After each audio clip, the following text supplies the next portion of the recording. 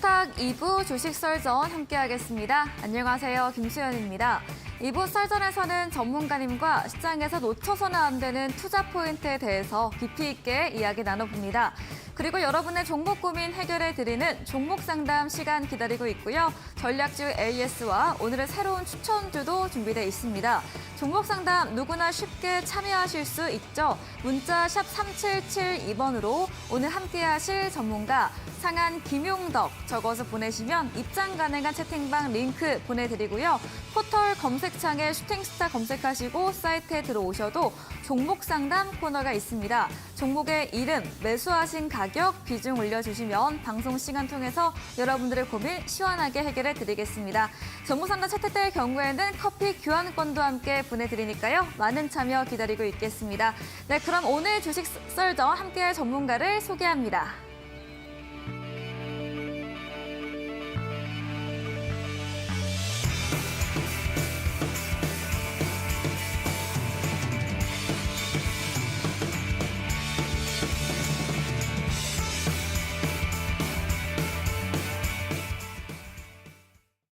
네, 화요일 주식 썰전은 상한 김용덕 전문가님과 함께합니다. 전문가님 어서 오세요. 네, 반갑습니다. 네, 반갑습니다. 네. 네, 그럼 오늘 썰전 주제부터 화면 통해서 확인해 보시죠. 네, 첫 번째 썰전 주제입니다. 시진핑 국가주석의 중국 공산당 지도부가 대만과의 공식 관계를 단절하고 대만에 대해 강도 높은 군사적 압박을 가하고 있는데요. 과거 미국의 트럼프 시절 국가안보 보좌관을 지낸 인사는 중국이 1, 2년 이내 대만을 침공할 가능성이 있다고 경고한 바 있습니다. 지정학적 리스크가 또다시 우려되는 부분인데요. 이야기 자세히 들어보겠습니다. 다음 주제입니다. 네, 간밤 뉴욕 증시는 우리 시각으로 내일 밤 발표 예정된 소비자 물가지수 발표를 앞두고 혼조세로 마감을 했습니다. 금리와는 다르게 예상이 다소 어려운 CPI 지수인데요. 월스트리트 저널에 따르면 미국의 4월 CPI가 전월보다 0.4% 상승하고 전년 대비로는 5% 오를 것으로 예상을 했습니다. 이 부분도 이야기 나눠보겠습니다. 네, 썰전 주제 확인해 보고 왔습니다. 첫 번째 주제입니다. 러시아 우크라이나 문제가 아직도 남아 있는 상황에서 이런 중국과 대만 관계도 좀 우려가 되네요. 어떤 그렇죠. 이야기일까요? 맞습니다. 이제 미국하고 러시아가 우크라이나 때문에 충돌한 지도 이제 그렇게 오래되지 않았어요. 네.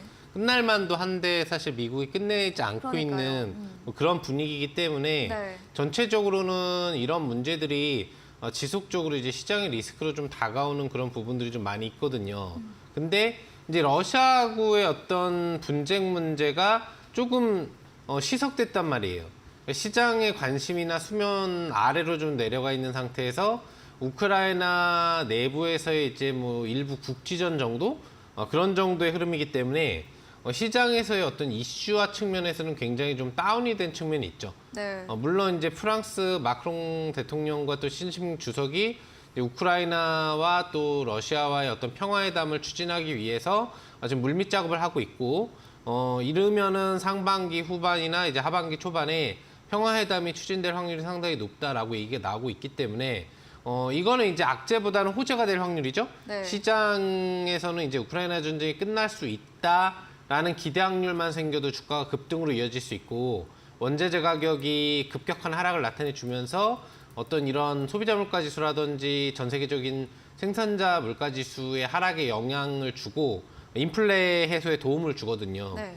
그런 부분들이 있기 때문에 긍정적이지만 이런 어떤 긴장관계가 좀 해소되다 보니까 이제 미국과 중국의 갈등 문제가 수면 위로 올라오면서 격화되고 있어요. 네. 그러니까 땅덩어리로 따지면은 우크라이나 때문에 러시아와 뭐 나토, 미국이 싸우고 있는 문제하고 비슷하게 대만이라는 어떤 그 섬나라와 관련된 부분에 있어서 미국과 중국의 갈등 문제로 들어가는 부분이거든요. 사실 어떻게 보면 이제 대만 같은 경우에는 애초에는 중국의 영토 소속이었기 때문에 서방 국가 부분의 식민지식으로 이제 들어갔다가 다시 이제 독립을 하는 그런 구조로 나오면서 중국의 어떤 직접적인 간섭보다는 간접적인 간섭을 받고 있는 그런 관계인데, 중국 입장을 따져본다라고 한다면은 원래 자기 나라였다 이거죠. 그러니까 뭐 러시아가 소련 시절에 이제 분리해서 이제 국가 분리해서 독립국을 해주기 전에도 우크라이나는 이제 소련 영토였다라는 걸 강조하듯이 중국도 원래 예전부터 그쪽 지역은 이제 우리 영토였는데 뭐 뺏겼다가 지금 이렇게 지금 독립이 돼가지고 우리 게 아닌 것처럼 얘기하고 있는 거다. 뭐 이렇게 얘기가 나오고 있는 부분이고요. 네. 미국 같은 경우에는 아니다. 뭐 너희 나라는 원래 그쪽이고 여기는 하나의 독립국이고 또 미국과의 우호 관계를 유지하고 있는 또 연합 국가 소속으로 해석이 되기 때문에 절대 중국 너희들이 건드려서는 안 된다. 이런 얘기를 해주고 있었던 거예요. 이런 갈등 문제가 좀 확대되게 된 원인 같은 경우에는 이제 하원 의장이 대만에 대한 방문을 해주는 타이밍부터 조금 상당히 크게 문제가 올라왔다라고 볼 수 있겠고, 그리고 또 대만 총통이 또 미국에서 어떤 주요 행정부 관리자를 만나면서 여러 가지 이제 협의를 또 추진을 했었죠, 얼마 전에. 이런 부분들도 중국 입장에서는 자국 영토 영역 범위 안을 미국이 자꾸 건들고 침범하려고 한다라고 인식을 하고 있는 거예요. 그러니까 대만이라는 것을 만약에 중국이 이제 장악을 하게 될 경우에는 그 해상 영역권이 굉장히 넓어지죠. 대만 수역권 구간대가 다 중국 수역권이 또 되기 때문에 상당히 이제 동남아 지역의 관련 해수욕권을 장악할 수 있는 메리트도 있는 부분들이고요. 또 반도체가 전 세계에서 가장 발달한 나라가 대만이기 때문에 이와 관련돼서 지금 중국이 빠른 속도로 반도체 기술력을 지금 추격해 오고 있는데 대만을 만약에 중국 영토화 시킬 경우에는 거기에 전 세계 1위 반도체 생산 공장과 회사가 있기 때문에 네. 단숨에 세계 1위 반도체 국가로 또 자동적으로 올라갈 수 있는 그런 부분들이 있다고 볼 수가 있겠습니다. 그러니까 미국이 민감하게 반응하고 있는 이유 중에 하나도 바로 이 반도체 공장 때문에 그런 거예요. 전 세계 최대 기술력을 보유한 대만 반도체 공장을 미국이 장악할 경우에는 미국이 지금까지 반도체 4강 체제라고 해가지고 중국을 반도체 발전 못하게 하고 일본하고 우리나라하고 대만하고 미국이 서로 합심을 해가지고 반도체 이제 구역 체제를 만들어주고 기술 유출을 하지 못하게 하자 뭐 이런 걸 하고 또 그런 거를 관리하려고 생산 기지를 미국으로 다 가져와라. 이제 반도체는 미국에서 생산해라. 보조금 지급해주겠다. 이러면서 관련 행정 그 절차를 진행을 하고 있는 부분이거든요. 그런 상황 속에서 이제 중국이 대만을 차지하게 되면 사실상 4강 동맹이 아무 의미가 없는 거예요. 대만의 그 회사가 없어져 버리게 되면은 나머지 회사들이 기술력을 합치더라도 사실상 비등비등해지는 거의 그런 수준이기 때문에 네. 이런 부분들을 막고자 하는 요소도 상당히 미국 입장에서는 많다라는 거죠. 그래서 이제 바이든 대통령 같은 경우에 의회 승인 없이 추진할 수 있는 이제 비상 절차를 동원을 해서 5억 불, 대략적으로 한 6천억이 넘는 수준의 자금을 대만에 군사 지원을 해주겠다라고 행정 집행을 이제 한다라고 얘기를 한 상태고 그런 부분들이 중국을 2차적으로 자극을 시키는 거죠. 네. 네. 그렇지 않아도 자꾸 미국하고 관계를 만나고 이제 중국과 관계를 멀어지게 하는 게 기분이 안 좋았는데 우크라이나의 군사 관련 그런 물류 지원을 해주는 것처럼 대만 아직 전쟁 일어난 것도 아닌데 군사 지원을 해준다고 하니까 이거 중국하고 뭘 해보자는 거냐 뭐 이런 식으로 좀 중국이 생각을 할 수 있는 부분들이 있는 것 같아요. 네. 기본적인 요소에서 따져 본다면은 이제 포인트는 두 가지인데 첫 번째 포인트를 놓고 본다면은 경제적인 측면을 놓고 봤을 때 미국의 경제 손실을 막자라는 목적이고 예를 들어서 만약에 중국이 그 대만을 장악해서 반도체 공장을 뺏겨서 대만 반도체 생산 및 수출 차질이 올 경우에 미국이 연간 그 손실을 볼 수 있는 자금 단위의 규모가 1조 원 이상, 우리나라 돈으로 1조 원 이상이라고 하나요? 그 정도의 이제 손실을 보게 되어 있다고 해요. 못 받는 것 때문에. 대만 반도체를 못 받는 것 때문에 그냥 기본적으로 1조 원 이상의 손실을 보기 때문에 그런 부분들을 좀 막자라는 목적도 있는 것 같고, 두 번째는 이제 미국이 일본하고도 우위 관계를 하고 우리나라에도 우위 관계를 해서 이제 미군 주둔 부분들이 좀 돼 있죠. 그리고 괌에도 미군이 주둔돼 있어 이제 미국령으로 되어 있어서 이 동남아 쪽이나 이런 데 미국의 영향력이나 전 세계 그 판도, 그러니까 미국 장악력을 가지고 있는 절대 패권주의 국가로서 내가 이 전 세계를 장악하고 좌지우지할 수 있어 하는 그런 이 동아시아 지역 부분에서 중국이 자꾸 우선 범위를 넘어서서 1위 국가가 되려고 하고 있다 보니까 이런 어떤 군사적인 부분들에 대한 부분도 막으려고 하는 부분이 있어요. 그리고 뭐 이제 조금 긴 시각이겠습니다만 정치적인 문제. 예. 그러니까 바이든 대통령이 내년 부분에 또 대선을 준비하고 있는 상황이기 때문에 뭔가 이슈를 자꾸 만들어야 돼요. 네. 항상 미국의 정치적 쇼나 이벤트가 다가오는 그 반년 전이나 1년 전 사이에는 미국이 무언가 분쟁 요소를 전 세계에서 만든다거나 아니면은 내전이 일어난 국가에 직접 참여해서 내전을 없애겠다라는 목적으로 군사적인 지원을 해준다거나 이런 걸 항상 했거든요.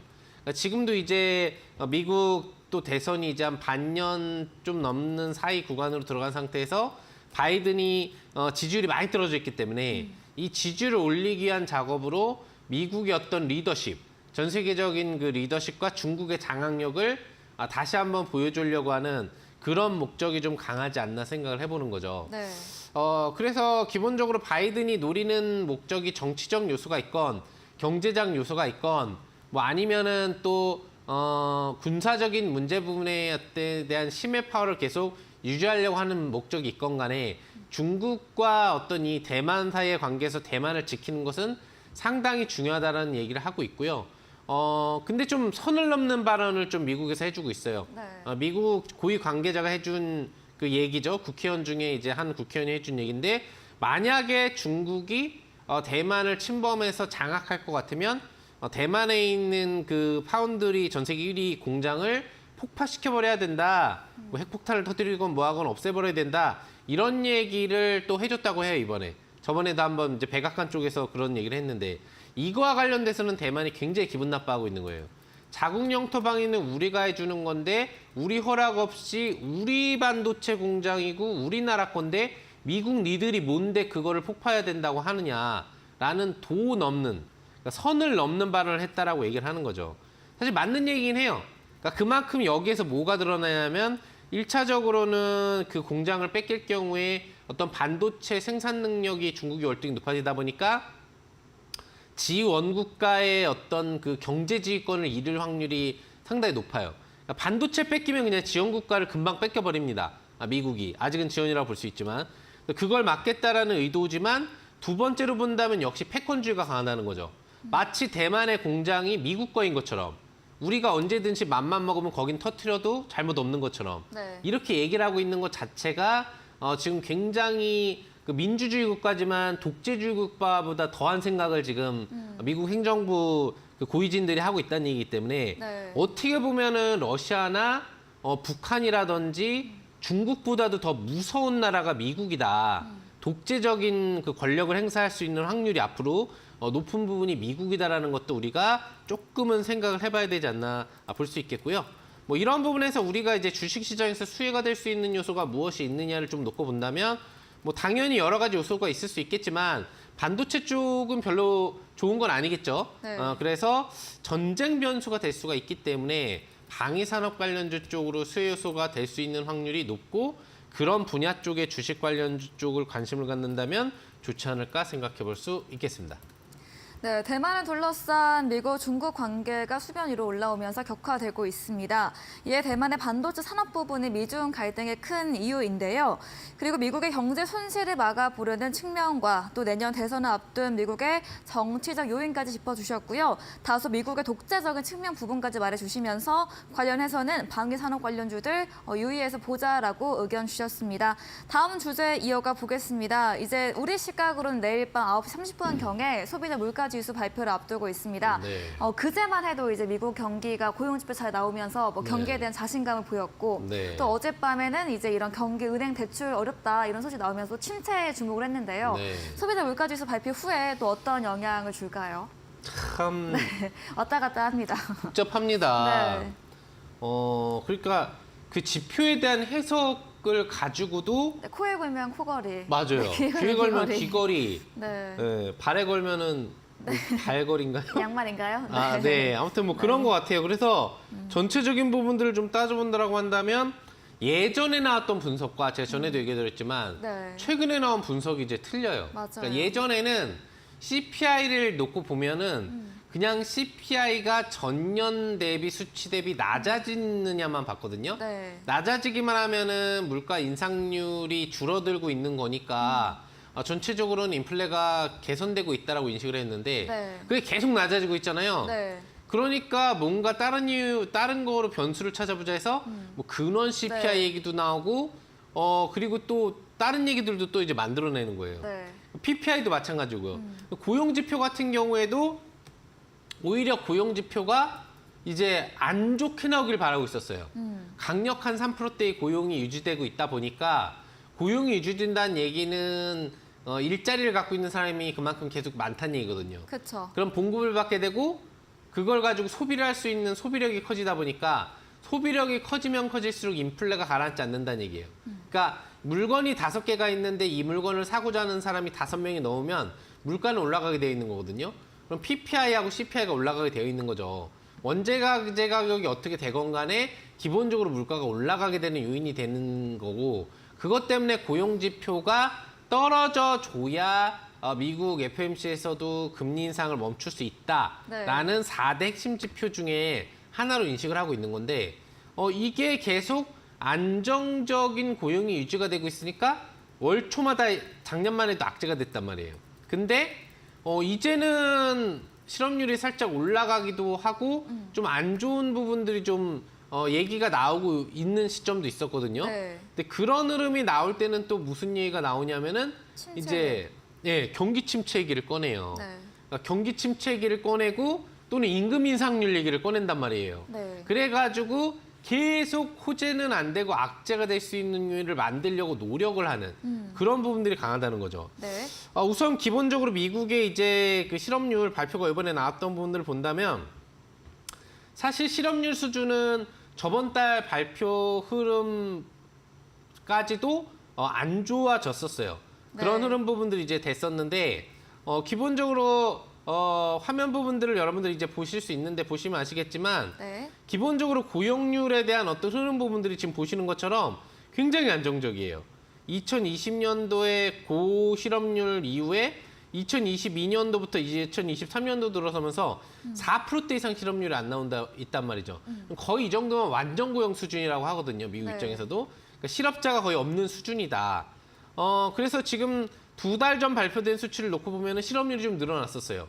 3.4 예측치에서 3.6으로 늘어나면서 이제 4% 정도로 갈 수 있느냐에 대한 기대감으로 호재로 인식될 것 같았으나 여기에서 이제 임금 인상률 얘기가 나왔고요. 네. 그 다음에는 오히려 지금 보시면은 예측치보다 고용지표가 또 좋아지고 있어요. 그러니까 당장 이번 달 그 며칠 전에 발표했었던 고용지표도 오히려 고용률이 높아졌고, 그리고 저번 달 발표됐던 수치도 고용률이 좋아진 거예요. 예측 네. 수치보다. 그러니까 여전히 강력한 고용이 유지가 되고 있기 때문에 이런 부분에 있어서는 사실 연준이 금리를 계속 올려야 된다. 즉 실업률을 최소한 4에서 5% 이상은 만들어야 된다라고 파월이 예전부터 얘기를 해준 부분들이 있기 때문에 그래야지 인플레가 빨리 잡힌다는 얘기를 해준 적이 있기 때문에 그런 부분들이 가야 되는데 그게 이제 안 되는 거죠. 근데 또 이게 또 실업률이 또 높아져도 이제는 안 돼요. 네. 왜? 경기 침체가 그럼 다가오고 있는 게 아니냐. 실업자가 좀만 늘어나도 경기 침체기가 나와버리는 거예요. 근데 분명히 FOMC 회의 이후에 파월이 한 얘기를 통해서 나타난 얘기지만 미국에는 큰 경기 침체는 없을 거라는 얘기를 했어요. 얕은 경기 침체 정도 수준을 들어갈 수는 있으나 큰 경기 침체가 될 확률은 없다. 그리고 올해 말까지도 경기 침체로 크게 빠질 확률을 FOMC 회의에서는 보고 있지 않다. 네. 경기 침체를 비껴 지나갈 것으로 보고 있다라고 얘기를 해줬거든요. 그만큼 전방위적인 문제에서 지금 많은 분석가들이 이미 뭐 경기 침체에 들어갔느니 경기 침체가 앞으로 크게 빠질 수 있느니 이상한 얘기들을 많이 유튜브에서도 하고 알고 있는 것처럼 하고 있지만 실질적으로는 경기 침체에 미국이 크게 빠질 확률은 사실상은 없다는 얘기예요. 이게 만약에 빠질 수 있다라고 한다면은 이제 당장의 그 디폴트 관련 얘기가 지금 나오고 있는데 네. 미국이 디폴트에 빠지고 나서도 의회에서 뭔가 협의를 이룬다거나 이런 부분들이 없이 방치 상태에 이르면서 자동적으로 이제 실업률이 높아지는 거죠. 왜? 행정부 그냥 공공기관에 있는 사람들이 다 휴업 상태에 들어가는 거잖아요. 그러니까 그게 자체가 이제 실업으로 들어가기 때문에 뭐 실업수당 청구 건수가 이제 크게 늘어난다라든지 이런 부분으로 들어가면서 실업률이 높아질 수 있는 그러면서 경기 침체에 대한 확률이 생길 수 있는 부분들이 되는데 이런 요소가 아니라고 한다면 사실 경기 침체에 미국이 들어갈 일은 거의 없다. 왜 달러를 찍어내는 나라기 때문에 경기 침체가 안 들어가게 알아서 막을 수가 있습니다. 그래서 그런 걱정은 사실 할 필요가 없는 거예요. 우리가 그다음에 이제 본 내용을 알아봐야 되는 건 CPI인데 네. 기본적으로 CPI 같은 경우에는 좋아요. 보시는 것처럼 CPI의 예측 수치도 낮아지고 있고 실질적으로 보시면 아시겠지만 CPI에 대한 수준이 예측치를 하회하는 수준으로 나오는 경우가 많아요. 그러면서 굉장히 안정적인 어떤 흐름 부분들을 갖추고 있다라고 좀 이야기를 해볼 수가 있는 부분들이 되는 건데 네. 그런 부분들을 좀 놓고 본다라고 한다면은 전체적인 흐름을 놓고 봤을 때 우리가 생각을 하고 있을 수 있는 이런 예측 지표와 실제 지표에 대한 흐름 부분들을 놓고 본다면 네. 계속적으로 지금 인플레가 개선되고 있는 부분들이 보이는 거죠. 근데 부담이 되는 건 뭐냐면은 이렇게 CPI 지표가 5%대까지도 이제 내려와 있는데 여전히 연준이 바라는 이제 소비자 물가 지수의 퍼센티지는 2%대다라는 거죠. 네. 그러니까 5%가 나오건 6%대였건 7%대에서 6%대로 넘어왔건 계속 낮아져도 무슨 얘기를 해주느냐. 노노 2%다. 그러니까 요번에 FOMC 그 베이비 스텝 결정 이후에도 기자가 질문을 한 내용이 있어요. 항상 이제 그 FOMC 금리 발표 날은 새벽 이제 4시 반까지 파월하고 기자가 얘기하는 시간까지 그거를 실시간 유튜브로 다 듣고 있는데 네. 기자가 그런 질문을 해준 부분들이 있어요. 만약에 3%대로 이 관련된 물가 지수가 들어간다면 현재의 금리 정책이 금리 인하 쪽으로 턴할 확률이 있느냐라는 얘기를 해주는 부분에 있어서 파월이 정확히 짚어줬죠. 3% 아니다. 2%대 들어가기 전에는 전혀 액션을 취할 생각이 없다. 한마디로 2%대 들어가기 전에는 금리 인하는 없다라는 것을 사실 못 봐갔고 결과적으로 2%대에 대한 어떤 CPI가 내려갈 수 있는 확률은 올해는 사실 쉽지는 않거든요. 그런 부분들을 좀 놓고 본다라고 한다면 올해 금리 인하 확률은 사실 없다라고 동결은 가더라도 인하 확률은 없다라는 부분으로 좀 예측을 해볼 수 있는 부분들이 있죠. 아무튼 지금 월가의 예측치는 나쁘지 않아요. 5.2의 예측에서 5.2를 하회하는 굉장히 좋은 결과 발표가 저번 이제 달에 나왔던 부분처럼 네. 이번 달에는 저번 달 실제 수치인 5.0을 예측치로 냈거든요. 굉장히 양호한 수준이에요. 0.2 이하만 더 낮아진다라고 한다면 네. 호재가 될 수 있는 요소는 있으나 실제 이거를 연준 의원들이 어떻게 반영하는지 여부가 중요하다고 판단해 볼 수 있겠고요. 그리고 그 다음에 알아볼 수 있는 게 이제 바로 다음 날 네. 우리가 또 PPI 발표가 있는 거 알잖아요. 네. 네, 생산자 물가 지수. 사실 요게 굉장히 중요해요. 왜 그러냐면 CPI가 만들어지는 건 PPI 때문에 그런 거예요. 그렇죠. PPI의 원인을 주는 것은 다른 영향도 많지만 전방위적으로 한 50%에 해당하는 거는 국제 원자재 가격 영향을 주고요. 그래서 PPI가 낮아지는 강도가 계속되고 낮아지는 수준을 유지하면 CPI는 계속 낮아지게 돼 있어요. 근데 우리가 화면에 보시는 PPI의 수치를 보시면 아시겠지만 벌써 2%대로 들어갔어요. 한마디로 얘기하면 이제 생산자 물가 지수는 거의 정상 범위 수준으로 내려갔다고 보는 게 맞는 거거든요. 왜 예전 수준을 놓고 보더라도 인플레가 가속화됐다라는 2021년에 어떤 인플레 상승 수치 10%대까지 올라갔던 수치 대비 보시면 2%대, 3%대 수준 구간대에서 인플레기가 없었던 시점이었거든요. 이때가 19년도, 20년도 이럴 때가 그때 수준으로 지금 내려와 있다는 얘기죠. 그렇기 때문에 2%대로 내려온 PPI를 고려해 본다면 이게 급격하게 갑자기 높아지지 않는 한 지속적으로 CPI도 낮아질 확률이 높다는 얘기죠. 왜? PPI 가격에서 중간 마진 상인들이 받는 이윤이 붙어져서 나온 게 CPI이기 때문에 공장도가와 제가 소비자가라고 얘기를 했죠. 공장도 물가지수와 소비자 물가지수라고 비교를 하면 된다고 얘기를 해드렸기 때문에 그런 이 공장도가가 낮아지는 게 충분히 낮아진다면 중간 마진상의 마진만 조금씩 줄어든다고 한다면 CPI는 충분히 3% 2%대로 낮아질 수 있다는 얘기죠, 앞으로. 네. 그래서 전체적으로 내일 나오는 또 내일 모레 나오는 이런 지표의 수준을 보셔야 되겠습니다만 앞으로 시간이 가면 갈수록 즉 하반기로 넘어가면 넘어갈수록 미국 FOMC가 인식하는 이런 지표에 대한 부담은 크지 않을 것이다라는 거와 앞으로의 시장은 긍정적인 상승 전망을 가져볼 수 있다라는 것을 우리가 분석해 볼 수 있겠습니다. 네, 참 경제 지표에 대한 해석이 그때마다 달라지고 있습니다. 고용 지표 관련해서 과거부터 최근 수치까지 알아봤고요. 고용에 대한 견조함으로 경기 자신감 내비춘 점, 미국 경기 침체에 대한 걱정은 좀 덜어보자 의견 주셨고 CPI 수치가 낮아지고는 있지만 이런 연준의 목표치가 2%대인 점은 부담스러운 부분입니다.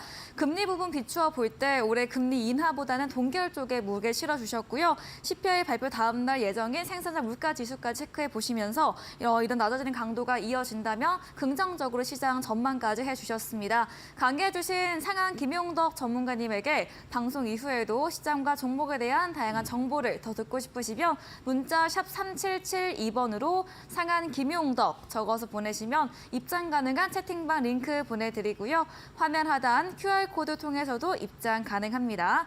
네, 방송 이후입니다. 오늘도 9시부터 상한 김용덕 전문가님께서 방송에 이어서 무료 온라인 공개 방송도 준비 중에 계십니다. 공개 방송에서 어떤 주제로 또 이야기해 주실까요? 네, 경제의 운명이 이번 달 좌지우지될 CPI. 네. 그다음에 또 뭐 정치적인 군사적인 어떤 그 리스크가 될 수 있는 운명이 결정된 대만 문제. 상당히 이벤트 변수가 많은 시장입니다. 네. 이런 시장 어떻게 앞으로 움직일 수 있을지 각 요소와 내용별로 맞춰서 차트 분석 및 앞으로의 향후 방향성 예측해드리도록 하겠고요. 이런 시장이 오더라도 우리가 또 수익을 낼 수 있고 높은 승률로 매매할 수 있는 방법은 항상 존재하거든요. 네. 항상 얘기 드리는 것처럼 내가 90% 이상의 승률 매매를 하지 못한다면 절대 승률의 매매를 할 수 있는 방법을 오늘 무료 방송에서 다시 한번 알려드릴 테니까요. 네. 꼭 참석하셔서 좋은 정보 받아가시면 좋을 것 같습니다.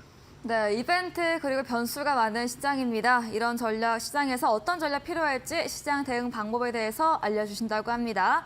포털 검색창에 슈팅스타 검색하시고요. 사이트에 들어오시면 상한 김용덕 전문가님 프로필 바로 아래 방송 입장 가능한 버튼이 있습니다. 9시부터 클릭하시고 함께 보시면 되겠습니다. 그리고 저희가 준비한 이벤트도 있습니다. 마지막 코너 도전 상한가에서 전략주에 대한 힌트를 알려드리고 있습니다. 힌트 듣고 정답 아시는 분들도 9시 무료 온라인 공개 방송 오셔서 남겨주시면 커피 교환권 함께 보내드리겠습니다. 오늘 썰전 주제 정리해보고 돌아오겠습니다.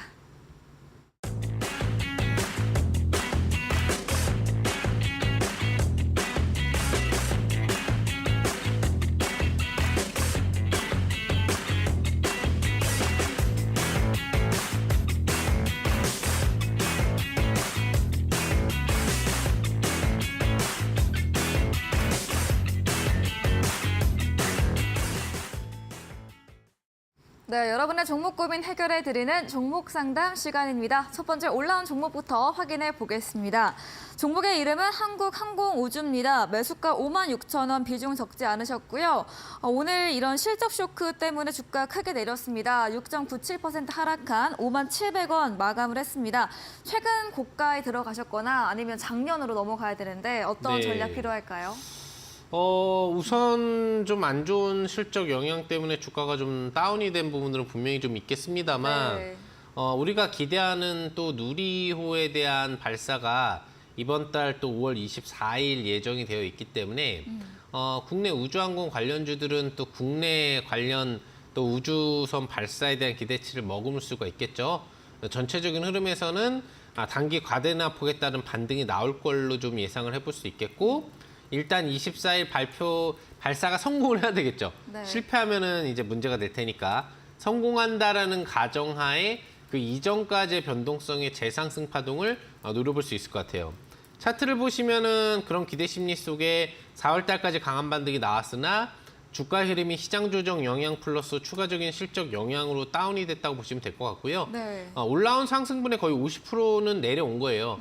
그러면 이제 50% 정도가 내려갔다라고 한다면 일반적으로 떨어져도 50% 반등이 나오면 제한이 되듯이 반등이 50% 하락이 나오면 다시 반등 타이밍으로 들어가거든요. 그런 흐름에서는 충분히 단기 반등 전환이 나올 수 있다고 볼 수 있겠습니다.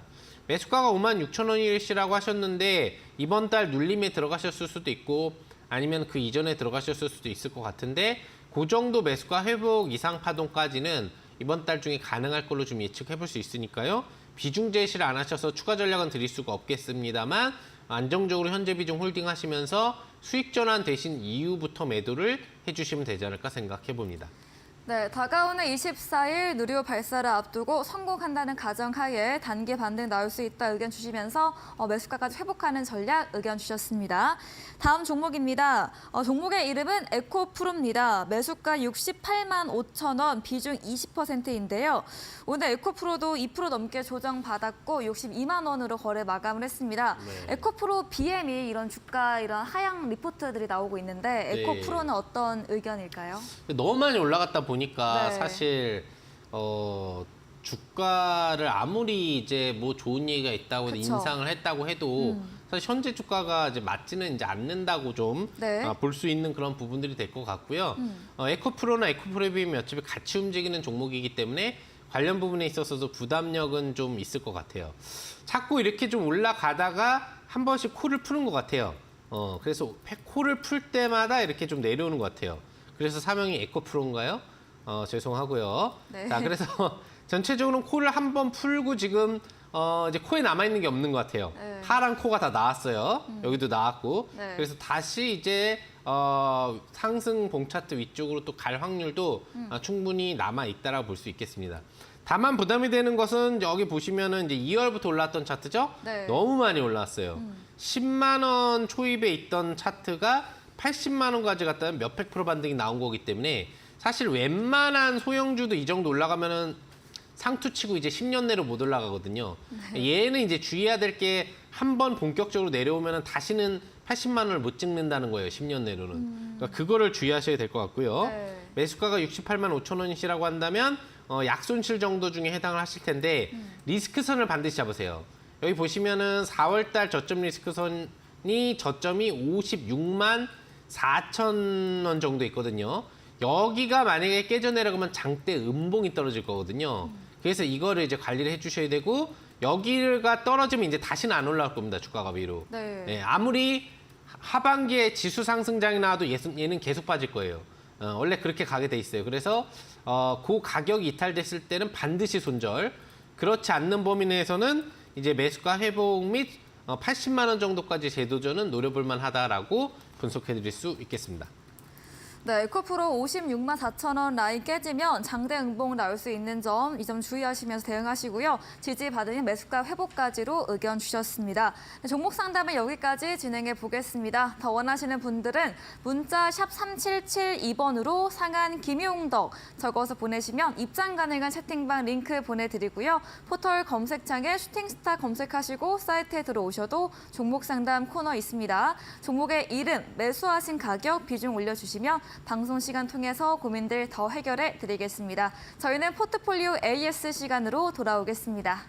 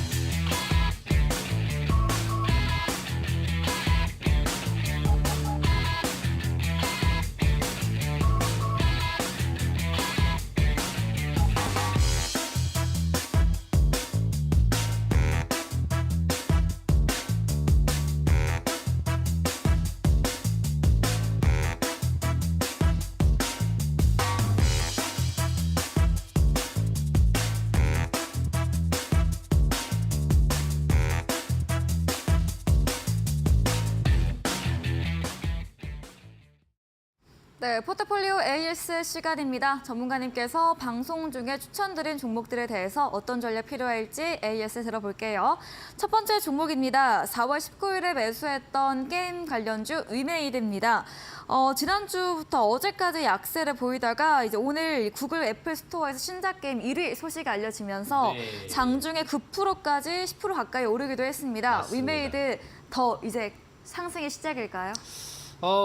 일단 굉장히 좋은 소식입니다. 네. 게임 업체가 제일 좋은 소식은 신작 게임 마켓 메이드. 1위죠. 신작 게임이 마켓 1위. 네. 또 뭐 기존 게임도 갑자기 마켓 1위로 올라가는 돈을 많이 번다는 얘기거든요. 네. 예, 돈을 많이 번다는 얘기예요, 회사가. 그래서 중요한 건 뭔지 아세요? 뭘까요? 신작인데 네. 신작인데 구글 마켓 1위를 했다는 얘기는 리땡땡을 꺾었다는 얘기예요. 리땡땡을 꺾을 수가 리땡땡. 없었거든요, 여태까지. 네, 네. 한창 NC소프트가 강세를 칠 때는 리니지 M, 리니지 W, 리니지 네. 2M이 1, 2, 3위를 독차지하고 있었어요. 네. 구글 마켓을. 근데 막 이런저런 유저와의 뭐 안 좋은 얘기, 유저를 뭐 밥으로 보냐 뭐 이런 얘기부터 얘기 나오면서 네. 점점 이제 인기도가 떨어지면서 했는데도 마켓 1위를 지키고 있던 이제 리니지 게임이 하나가 있었거든요. 네. 예, 근데 이걸 뒤집어 엎었다. 그것도 신작 게임이. 네. 그러면 굉장히 많은 유저가 이 게임으로 들어오고 실제 리땡땡 하던 유저가 저 옮겨온 거죠. 옮겼다는 그쵸. 얘기예요. 예, 돈 많이 쓰는 사람이 옮겨왔고 네. 그 얘기는 이 게임이 재밌다는 얘기예요. 네. 저는 안 해봤습니다만. 저도 안 해봤습니다만. 네, 뭐 나이트 뭐라고 네. 그러는 것 같던데. 나이트 크로우. 나이트 크로우. 네. 그만큼 재밌게 만들어졌기 때문에 사람들이 많이 하는 거예요. 그러니까 한마디로 얘기하면은 일단 1위를 넘어섰다는 얘기는 앞으로 계속 1위를 갈 수 있다는 얘기고 네. 이 내용은 이 종목이 계속 올라갈 재료가 될 수 오. 있다는 내용이고 네. 또 앞으로 실적 시즌마다 굉장히 좋은 실적을 또 발표할 확률이 높아진다는 얘기죠. 그러니까 전체적으로 전주만 하더라도 연계되어 있는 뭐 어떤 가상화폐 가격의 다운이나 또 정치권의 어떤 인물이 뭐 이 회사 관련된 위에 좋은 뭐 믹스 커피와 관련된 뭐 코인을 뭐 은닉하고 있다라는 뭐 그런 얘기에 네. 조금 뭐 안 좋은 루머성 얘기 때문에 눌림이 나왔으나 그쵸. 제일 중요한 마켓 1위 양대 마켓이에요. 그것도 구글과 애플 모두. 양대 마켓 1위라는 얘기는 네. 거의 그냥 장악하고 있다는 얘기입니다. 전 세계를. 그래서 그런 흐름을 놓고 본다라고 할 경우에는 앞으로 신고가가 눈앞으로 다가와 있다라고 볼 수가 있겠죠. 근데 가볍게 들고 계신다면 6만 원, 6만 5천 원에 대한 흐름을 아마 며칠 내로도 해줄 확률이 높고 목표 주가 달성 및 신고가에 대한 또 기대치도 가져볼 수 있으니까요. 잘 들고만 계시면 되지 않을까 생각해 보겠습니다. 네, 신작에 대해서 앞으로도 1위할 가능성이 있다 말해주시면서 실적 상승까지 언급해 주셨습니다. 신고가 나올 수 있다 전망 주시면서 보유 전략 기대감으로 남겨주셨네요. 다음 종목입니다. 4월 26일에 매수했던 콘텐트리 중앙 미디어 관련주입니다. 지난 AS 때 보유 의견 주셨는데요. 오늘도 조정을 받았습니다. 참 이 미디어 관련주들이 드라마도 재밌고 잘 하는데 네. 주가가 좀 움직이지 못하고 있어요. 속상해요. 네, 그러니까요. 속상합니다. 네. 네. 넷플릭스 효과를 받지도 못했는데 네. 중국하고 미국이 서로 으르렁거리고 있는 바람에 네. 기본적으로 미디어 업종은 중국과 관계가 좋아야 되거든요. 중요하죠. 네. 이 불똥이 우리나라로 튈 수도 있다라는 부담감에 이제 미디어 관련주가 약세를 치고 있는 거라고 보시면 될 것 같아요. 다행히 손절가를 이탈하진 않았습니다만 직전 최대점 손절가 근처로 가 있고 연속 음봉이 떨어져서 상당히 우울해요. 네. 근데 지금 미디어 엔터주가 다 마찬가지예요. 그쵸. 굉장히 지금 중국 우려감에 안 좋은 흐름을 보여주고 있기 때문에 빨리 이런 무드가 좀 개선돼야 되지 않을까 생각해 보고요. 어찌 됐건 간에 우리나라가 직접적으로 관여만 하지 않는다고 한다면 불똥이 튈 일은 없기 때문에 저점 지지력에 의한 반등은 나올 거라고 보고 있습니다. 혹시나 필요할 경우는 노란 톡을 통해서 손절가 변경을 해드릴 테니까요. 아직은 상관이 없으니까 유지를 하시면서 다시 직전 고점 돌파를 지켜보도록 하겠습니다. 네, 콘텐츠를 중앙 저점 지지되며 반등 날 수 있다 이야기 주셨고요. 자세한 실시간 대응은 전문가님의 노란 톡방 들어오시며 실시간으로 사인 드린다고 합니다. 다음 종목입니다. 4월 5일에 매수했던 완구업체 관련주 손오공입니다. 이 종목도 아쉽네요, 전문가님. 네, 어린이날 효과를 못 받았고요. 그러니까요. 주가가 내려왔는데 비가 와서 그랬나 봐요. 그런 걸 수도 있고요. 제가 근데 이제 차트를 보면서 이 노란톡이라든지 또 무료 방송에서 알려드렸어요. 네. 실제로 보니까 5월 네. 5일까지 급등이 나오는 게 아니라 네. 4월 27일, 28일까지 올라갔다가 5월 며칠까지는 떨어지더라고요. 네. 그리고 다시 5월 달 내내 올라가더라고요. 오. 여기 보시면은 매년 차트를 보면은 네. 4월 25일 날짜까지 올라갔다가 떨어져요. 그랬다 5월 날 다시 올라가요. 5월 말일까지. 여기도 보면은 4월 26일, 27일까지 올라갔다가 떨어지고 여기 보시면 5월 말일 날 다시 올라가거든요. 네. 그러니까 지금 이제 떨어졌기 때문에 5월 말일까지는 다시 올라갈 거라고 봐요. 다만 2,500원을 돌파할지 여부까지는 알 수가 없기 때문에 네. 그 상황 보면서 일단은 올라갈 거다라고 생각을 하시고 보유 유지하시면 될 것 같고 최종적으로 익절로 마무리할 건지 여부는 이번 달 후반에 더 정확하게 노란톡이나 또 방송을 통해서 알려드리도록 하겠습니다. 네, 손오공 과거 추세를 보면 어린이날 앞두고 조정 후에 5월 한 달 상승세를 보였습니다. 5월 말에 다시 한번 전략 세워주신다고 합니다. 다음 종목입니다. 지난 방송 추천주였습니다. 5월 3일에 매수했던 YG 플러스입니다. 그때 꽃 노래도 불러주셨는데 네. 오늘 소폭의 약세인데 매수일 당시에는 장중에 7% 오르기도 했습니다. YG 플러스 더 올라갈까요? 딱 이거예요. 네. 꽃향기만 남기고 저 들어봤어요. 갔단다. 저 알아요. 꽃향기만 네, 남기고 사람들이 많이 그걸로 갔단다. 노래 춤추잖아요. 그죠? 예. 요즘에. 예. 차트가 지금 딱 꽃향기 주고 어. 좋아 이제 수익 나나 하다가 지금 갔어요. 네, 갔어요. 네, 갔습니다. 네. 자, 차트를 보면은 네. 제가 화요일 날 얘기 드리고 다음 날 꽃향기가 났죠. 네, 그쵸. 장대 항목이 팍 올라가면서 꽃향기가 났었는데 잘하시네요. 갔어요. 네, 그 돌아올까요? 다음에 쫙 내려왔죠. 네. 그래서 다시 꽃향기가 와야 될 것 같아요. 처음부터 다시 가는 거지 이제. 네. 뭐 A, B, C, 도레미 만큼 착했던 너 뭐 이런 식으로. 그건 앞에 노래인가요? 그렇죠. 근데 또 음정이 좀 틀려요. 네, 그래서 못 알아들었어요. 그렇죠. 네, 네. 이게 좀 쉽지가 않더라고요. 아무튼 다시 한번 꽃향기를 좀 주면서 네. N자 파동이 나와서 6,000원대 돌파 네. 나오기를 기대해 보도록 하겠고요. 네. 이게 올라가기 위해서는 여러분들은 집에서 한 번씩 이걸 하셔야 돼요. 이런 식으로. 네. 이런 식으로 하셨다가 네. 모아서 네. 이렇게 돌리기. 네. 꽃향기만 남기고 갔단다. 모아서 보유로 가지 말고 기다려보자. 에너지 팍 가져와야 네. 되겠죠. 네. 알겠습니다. 재밌게 아주 힘을 주셨습니다. 네. 보유 전략으로 YG 플러스까지 AS 맞춰봤습니다. 다음 코너 도전 상한가에서 전략주에 대한 힌트를 알려드리고 있습니다. 힌트 듣고 정답 아시는 분들 9시 무료 온라인 공개 방송 들어오셔서 채팅창에 남겨주시면 커피 교환권 함께 보내드립니다. 마지막 코너 도전 상한가로 돌아오겠습니다.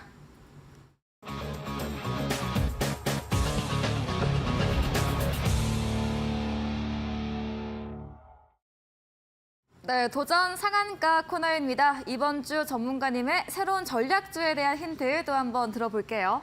네. 네.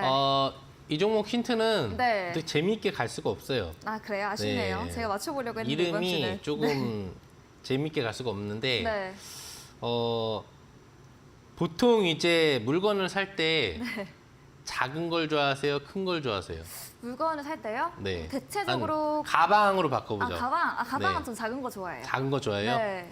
그럼 그 가방이 네. 진품인지 네. 가품인지를 보통 알려면은 네. 뭘 봐야 되죠? 그 상표 택을 보지 않아요? 그렇죠. 네. 택을 봐야 되죠. 그렇죠. 그럼 그 택이 가방을 샀는데 좀 네. 비싼 가방을 샀어요. 네. 그 택이 좀 컸으면 좋겠어요? 작았으면 좋겠어요? 아, 비싼 가방이면 뭔가 네. 이렇게 좀 비싼 네. 거 주고 샀다 알리고 아. 싶으니까 좀 택이 크면 좋지 않을까요? 되게 좀 빅하게 되어 있는 택이면 좋겠죠. 네. 네, 그런 택이면은 네. 이거 나 이 가방 샀으면 사람들이 또 택을 안 떼도 알 수가 있겠죠. 네. 네, 그렇군요. 알겠습니다. 여성분들의 취향이 이제 그런 것 같고요. 네. 시청자분들도 이제 그럴 거라고 생각합니다. 그리고 자전거 같은 거 봄철에 타시나요? 네, 저 한강에서 아. 몇 번 타봤어요. 대여, 빌려가지고. 네. 대여하는 걸로 네, 이렇게 맞아요. 네. 공공대여. 네, 아, 좋아요. 아주 좋습니다. 네, 한 네. 시간 타면 힘들더라고요. 아, 그렇죠. 네. 맞아요. 너무 무리하면은 또 다쳐요. 이게 네, 근육 경련도 올 수 있고. 네, 네. 그런데 바로 지금 여러분들 드렸던 이 내용들이 네. 이 종목의 이제 힌트가 됩니다. 어. 이 종목 같은 경우에는 민간 사업하고 방산 사업을 다 같이 하고 있어요. 네. 앞서서 제가 이제 중국하고 미국이 긴장 관계를 갖는다라고 얘기를 했기 때문에 방산주에 관심을 가져야 된다라고 얘기를 했고 그와 관련된 부분에 있어서 방산수에만 가지면 또 이게 리스크도 있어요. 혹시 충돌이 안 나오거나 크게 이벤트화가 되지 않으면 방산 관련주가 뜨지 않거든요. 근데 이 종목은 민간 자전거 대여 사업도 같이 하고 있어요. 오. 그러다 보니까 지금이 자전거 타는 계절이죠. 그쵸. 예, 꽃가루 때문에 좀 조심은 하셔야 되겠습니다만 네. 날씨가 좋아지면서 자전거 탈 계절이기 때문에 네. 관련 사업을 하고 있다라는 요소도 상당히 재료가 크게 된다라고 보시면 될 것 같아요. 이번 추천주의 힌트가 조금 재미없게 느껴지셨을 수 있는데 그래서 제가 아까 전에 종목 AS에서 네. 이상한 행동을 했던 거고요. 네, 플러스로. 거기서 재미를 느끼시면 되겠고요. 네. 자, 기술적인 흐름을 좀 살펴볼게요. 네. 자, 기술적인 흐름을 보시면 아시겠지만 바닥에 있어요. 한번 저번 달에도 급등이 나왔었어요. 단기 재료 하나만 가지고도 보시면은 5,300원대에서 6,400원대까지 갔어요. 그러면은 대략적으로 1,100원 정도가 갔죠. 그러면 약 20% 가까이 간 거예요. 그러니까 바닥에 있다가 급등이 한번 재료로 나오면 이렇게 20%가 가는 거예요. 또는 상한가가 갈 수도 있는 그런 종목이거든요. 지금 다시 바닥으로 내려와서 다지기가 진행 중이고 또 특별히 양봉 급등이 나온 때 외에는 거래가 실린 게 별로 없어요. 그러니까 전체적으로는 매수가 한번 들어왔다가 끊기지 않고 내려올 때 거래가 실리지 않았기 때문에 끊기지 않고 여전히 가지고 있다는 얘기예요. 그러니까 이때 올렸던 애가 관련 또 연계 재료가 나오면 언제든지 급등을 시킬 수가 있기 때문에 여러분들이 수익을 낼 기대치가 높다라는 걸 아실 수가 있겠죠. 네. 기본적으로 매수가는 당연히 아시겠지만 여러분들이 내일 보시게 될 시가 이내 정도권에서 눌림 매수를 해주시면 될 것 같고요. 다시 한번 혹시 종목명 잘 모르시는 분들 같은 경우에는 네. 가방이나 물건 같은 걸 사실 때 네. 여러분들 보시면 가격이 있는 택이 있는데 좋은 걸수록 큰 택, 네. 아주 빅 사이즈의 택이 있는 걸 선호하시는 분들이 많다라는 것을 힌트로 아시면 좀 도움이 되지 않을까 생각을 해봅니다. 네, 큰 상표 택, 또 자전거까지 힌트 재밌게 주셨습니다. 방산 민수업체이고요. 자전거 대여 사업도 영위하고 있습니다. 바닥에서 급등 나올 수 있는 종목으로 힌트 들어봤습니다. 전략주에 대한 자세한 대응 방법 원하신다면 문자 샵 3772번으로 상한 김용덕 적어서 보내시면 입장 가능한 채팅방 링크 보내드립니다. 이제 10분 후입니다. 9시부터 전문가님의 무료 온라인 공개 방송도 예정돼 있습니다. 주제 한 번 더 들어볼게요.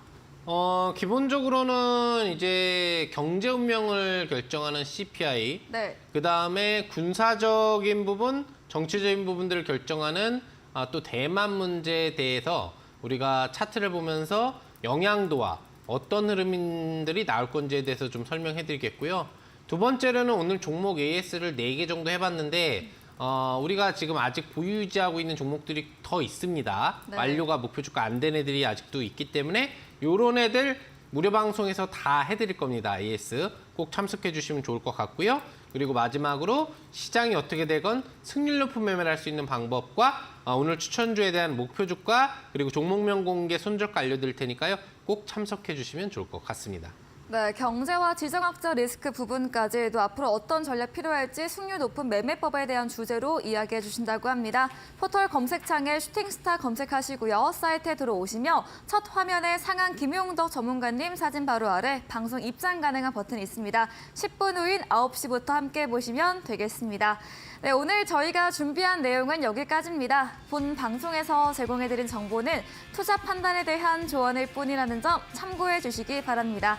오늘도 끝까지 함께해 주신 여러분 진심으로 감사합니다.